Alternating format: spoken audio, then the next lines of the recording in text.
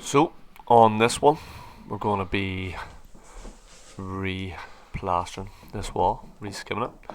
You can see it's very badly cracked. A couple of patches up above the picture reel there, but this is definitely one of the most cracked walls I've seen in a while. But it's still very solid. So I can only assume that they built it out too heavy in one go, or it dried too quick. They didn't control the background suction, and the homeowners here pulled some wallpaper off that also took all the skim off. Whenever wee bits were left, they actually just scraped them on off. So it's a bit dusty here, so I'm going to give it a bit of a brush down and 2 coats of PVA here, the whole wall.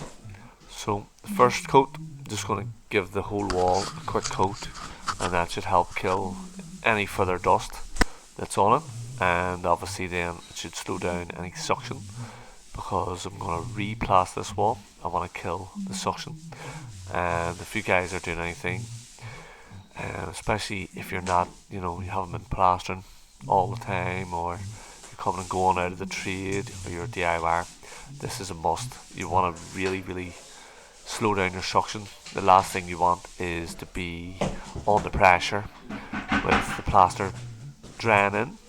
This plaster will set over time, but it'll set quicker if the background is drawing the moisture out of the plaster.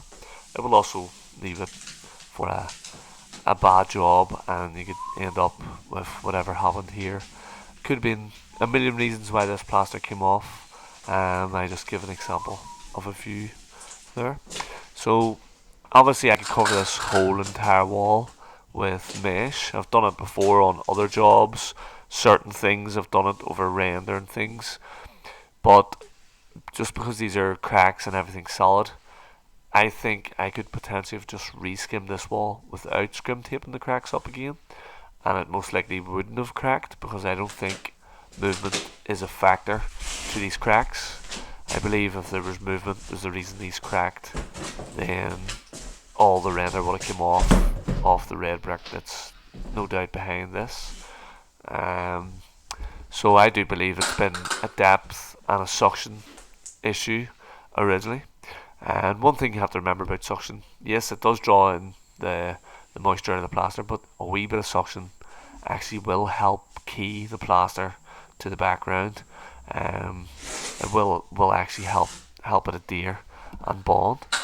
But here I am, I'm scrim taping the cracks anyway, and the plan will be scrim them all up and then give a wee coat of plaster over the top of them, and then double coat the whole wall with finish coat. The plaster I'm using for this one is a wee bit of a quicker drying one as well, so it shouldn't take me too long to get this wall done. Realistically, the plaster is supposed to set in 2 hours, but I'm in a nice and warm house here, and the background, although I've pretty much killed the suction with the PVA, which that's still just the first coat by the way, it probably still will set quick. And here we are, just coated the whole wall again with PVA. It's actually getting sticky already. And you can see it was double floated, so there is key on this wall. But now that I have PVA'd 2 coats, not only is there a key, there's now a chemical key as well, a chemical bond between the glue and the plaster.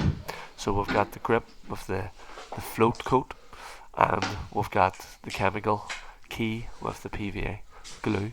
Again, you could use the SPR, absolutely you could use the SPR, but if it was me going to use the SPR, I would have used the SPR as a dust proofer coat, and then what I would have done, I would have then went ahead and I would have given it a coat of PVA, so that I was getting that chemical key.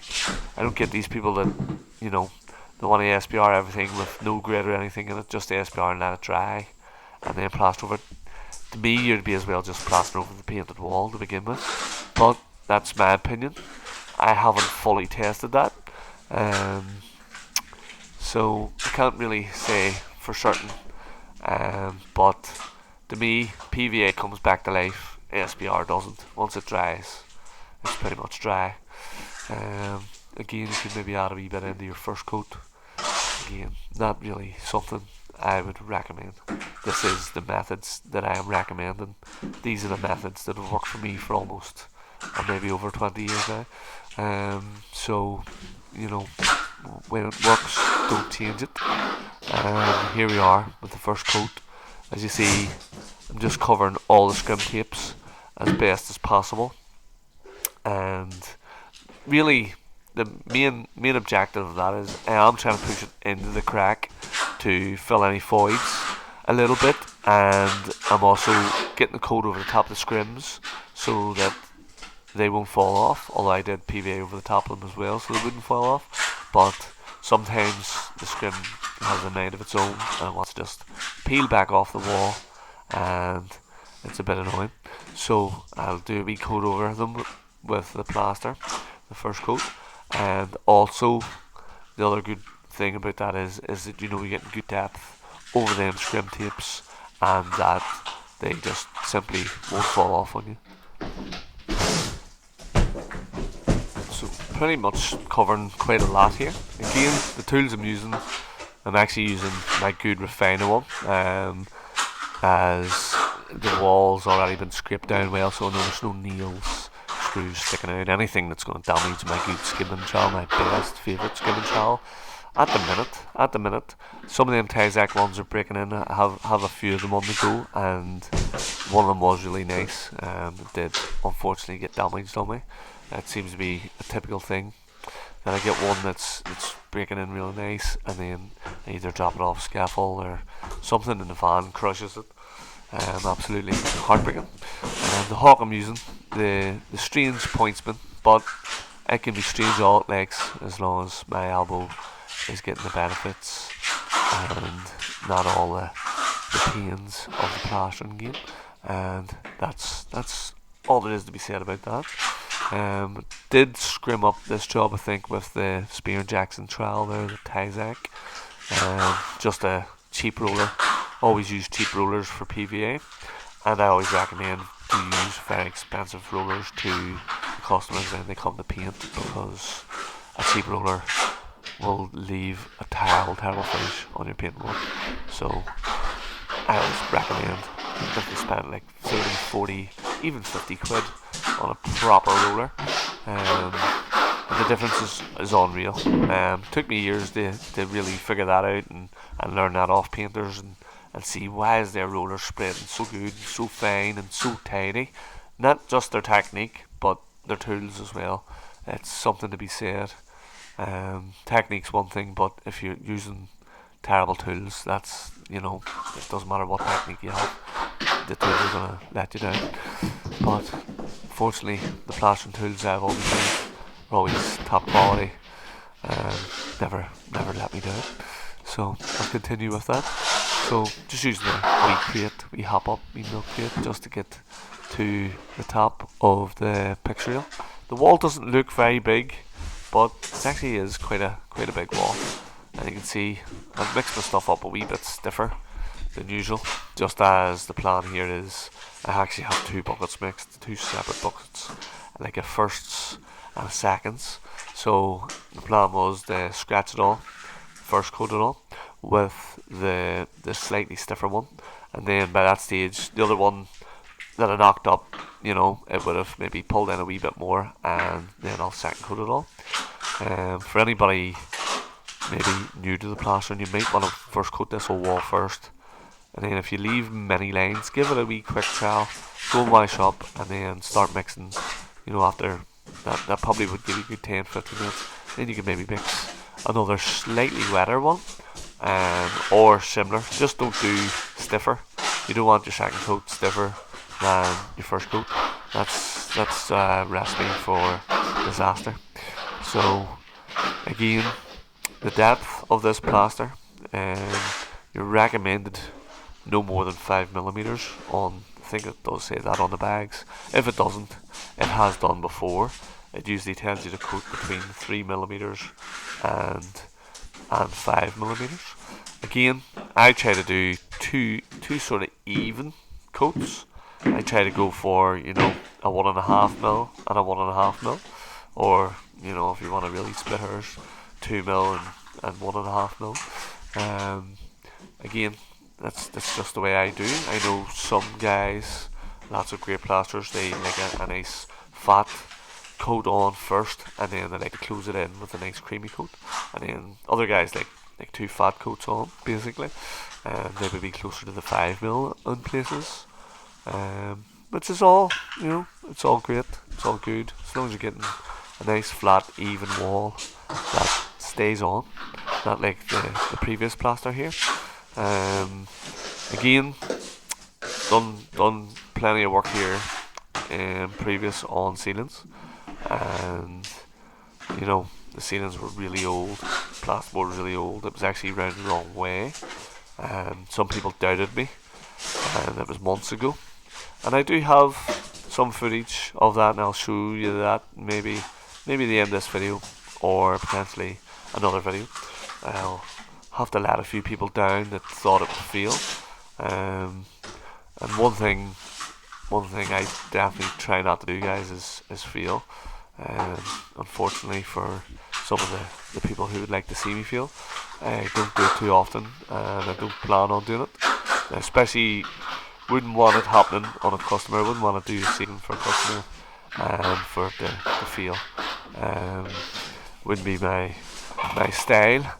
And again, what a wee man said to me before, I was doing a wee rendering job, and a nice fella came up and he was chatting away to me, and he actually said, "You're only as good as your last job." So it's something to remember, guys. You're only as good as your last job. So anybody learning to be a plasterer, remember that you're only as good as your last job, and take that as a good advice, but also take that as a challenge to yourself. Challenge yourself to get better with every wall, to find your own mistakes, look at them and say, next time I'll make that even better. I'll not have them dirty watermarks, I'll not have them slightly dirty angles, I'll not have my hawk stinking, my bucket stinking, I'll not have, you know, a cover up better so I don't have to clean so hard, and all the rest. Basically, you know, just keep on going. But back to that one that wee fella said to me, and apparently he's a very big plastering contractor as well. But basically, back to what he said is, you only good as your last job. The last time I heard that was when I used to box, and it was, you're only as good as your last fight. So there you go. It can be said for work too. You're only as good as your last fight. And so far, I'm winning this fight against this wall. Quite a big wall, but perfect mix, as I must say. And basically, that's it all first coated. Just trying to be a bit neat here in the corner. You can see the odd couple of wee lines, and you know, I always start top left to right. Again, it's looking pretty neat. There's the odd wee line. If you look, it's not perfect. You certainly couldn't walk away, but it does need a second coat all the same. And I always try to make it even tidier again with the second coat. Much harder to make it out on the video, but with experience you'll know where you're at when you're second coating. You'll know how far you've been. You'll be able to feel the wall. You'll know what's dry and what's not. It's really hard to make these videos and not leave out details and not leave out key details. But I think the key details here so far have been to control the suction, to prepare. Like, this carpet's all coming up anyway, but it has been covered up, and that's basically to protect the rest of the house, and so there's not a big clean up. And if any bits were missed, again, it's protecting the rest of the house. It's not being walked from room to room to room. Again, the mix, the way I did the mix, I did 2 mixes, very purposeful. One a wee bit stiffer, and the next one a wee bit wetter. And then the scrim tipping, just you know, as a bit of a feel safe. It won't crack again. Hopefully it won't crack again. You can never guarantee. Again, here we are, guys. I could do with washing that trowel, that's for sure. Even I look at my own work and think, where can I improve? Where can I make it better? How can I do this wall easier? Which, I'm still looking for them answers, so I think the easiest way to do a wall is to get somebody else to do it for you. But yeah, so here we are, pulling out the corner here, guys, and trying to be as neat as humanly possible, or robotically possible, whatever way you want to look at it. But as you see, pick out the stones as you go. Don't let them stay in there to trip you up later on when the wall starts tightening and you pull it across, and then all of a sudden you have a big track in the wall, a big scrape. But yeah, as you see, guys, it's very therapeutic plastering. I don't know why you wouldn't want to do it. It's very easy. If you don't enjoy this, what would you enjoy? Playing on the beach in the sand? I don't know. But yeah, just trying to keep it as neat as possible. Flattening it in all my plaster.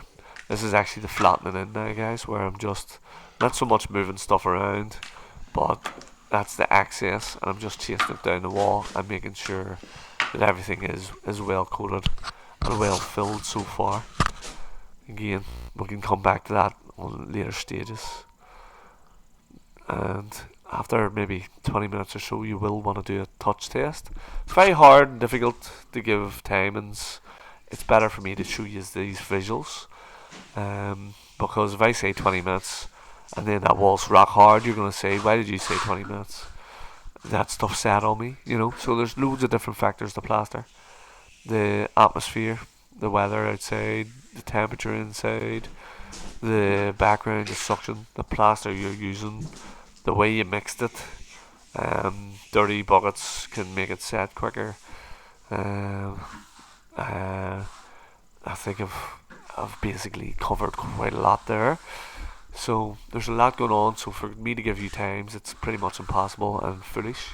But basically, that touch test there, you can see it's still a wee bit damp, but it was firming up, and that's your time to make sure and give it all a first coat. A first trowel. First coat's been long done, many stages ago. So then it's very important when you come to your second trowel, guys. First trowel you can get away with very little water. I do sometimes tend to just use my little tosser brush, the little corner brush, and just wash my corners and my joints and stuff, wash it up with that and flatten it all in then. As sometimes there's not much call for water, depending on the suction in the background, where there's not a big great deal call for water to be used. And I hope nobody's noticed the big lump of plaster that I've kind of wasted.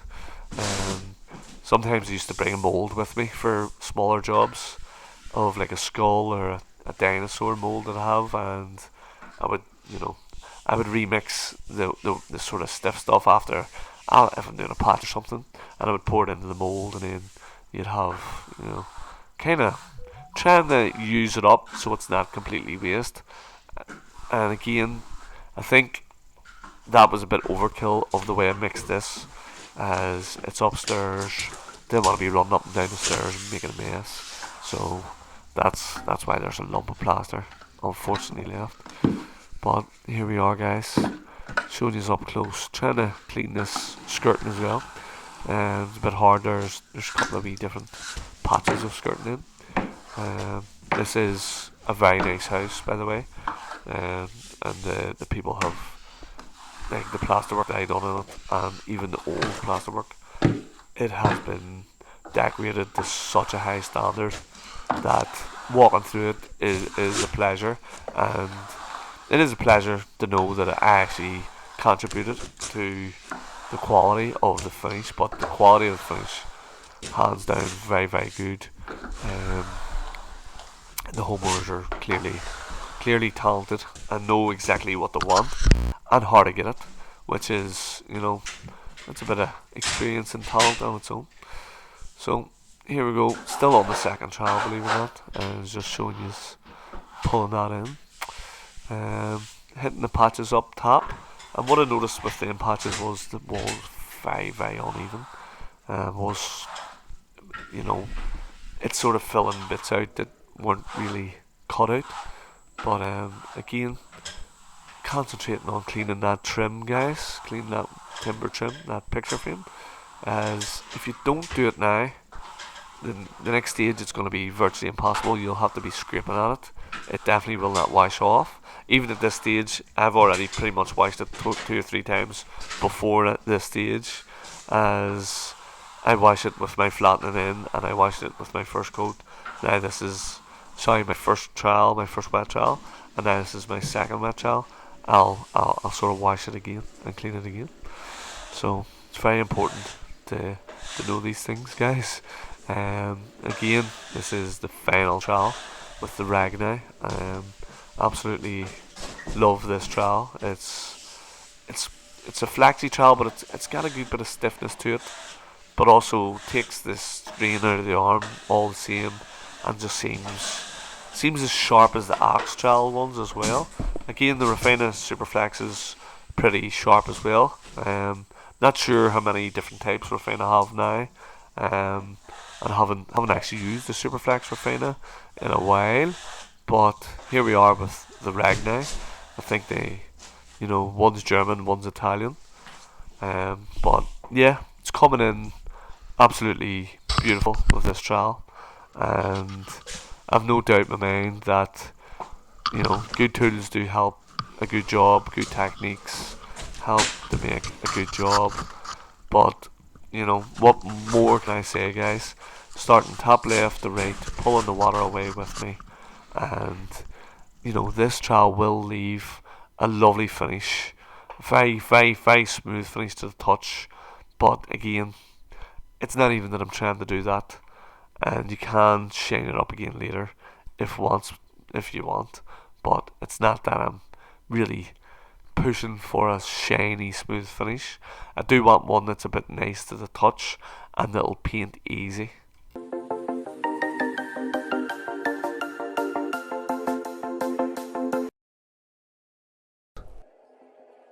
What we doing live? Echoes in eternity.